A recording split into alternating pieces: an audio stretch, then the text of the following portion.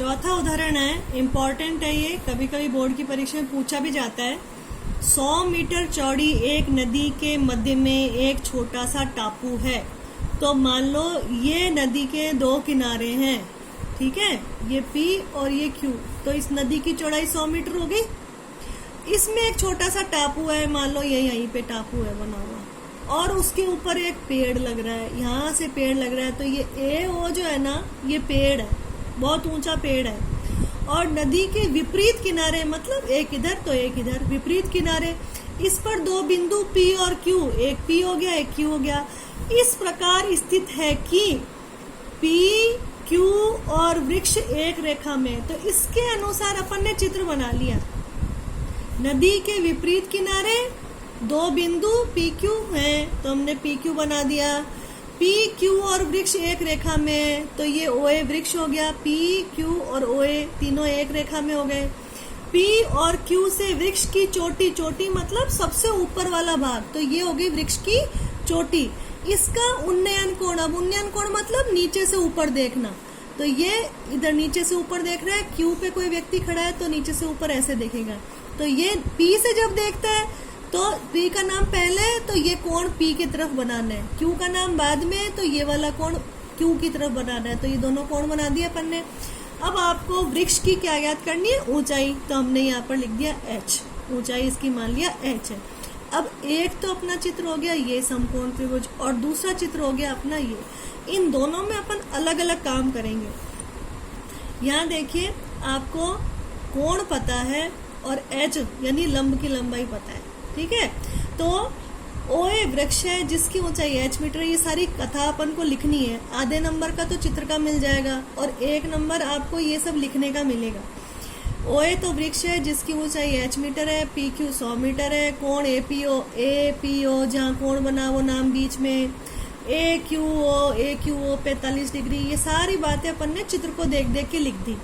अब समकोण त्रिभुज POA और QOA, ये कैसे लिखा, POA। देखो अब O पे बन रहा है ना 90 डिग्री का कोण, तो जब समकोण त्रिभुज की बात होएगी तो जहां समकोण बना वो वाला बिंदु अपन को बीच में लिखना है, ठीक है। POA और QOA, इसमें अगर मैं tan थीटा लिखूंगी, लंब बटा आधार, तो थीटा यहाँ पे है 30 डिग्री, लंब है h यानी OA, और आर क्या है PO, तो यहाँ पे OP PO एक ही बात है। ऐसे 45 डिग्री का कोण जब लेंगे तो tan 45 डिग्री लंब यानी OA, आधार यानी OQ, ये दोनों लिख दिया अलग अलग। tan 30 डिग्री का मान रटा हुआ होना चाहिए 1/√3, OA का मान h बटा OP, tan 45 डिग्री 1 और h बटा OQ। अब आप यहाँ से OP का मान निकालोगे, तो इसको तो यहाँ भेजोगे, इसको यहाँ भेजोगे, तो OP का मान h√3, OQ का मान यहाँ चला गया OQ, तो h के बराबर आ गया। अब आप इसको देखो, इस चित्र को, OP और OQ इन दो टुकड़ों से मिलकर के ये पूरी लंबाई 100 मीटर की हुई है PQ। तो PQ बराबर PO प्लस OQ, तो यहाँ लिख दिया अपन ने, पूरी लाइन लिख दी। PQ की जगह 100 और ये h√3 और ये h यहाँ ऊपर से डाल दिया, दोनों में से h कॉमन निकल गया, इधर इसमें से बचा √3 प्लस का प्लस, h के स्थान पे 1, क्योंकि इसको अपन h × 1 लिख सकते हैं ना, इसलिए यहाँ 1 0 मत लिख देना। फिर ये h निकालना है, तो √3 प्लस 1 इस 100 के नीचे चल जाएगा। यहाँ पहुंच गए अपन। अब इसको अपन सॉल्व करने में दिक्कत आएगी, क्योंकि यहाँ अगर आपने 1.732 मान रख दिया तो भाग लगाने में बहुत कठिनाई आएगी।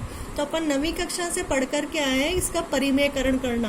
परिमेयकरण कैसे करते हैं, जो नीचे संख्या दी रखी है उसी के विपरीत चिन्ह से आप ऊपर नीचे गुणा कर दो।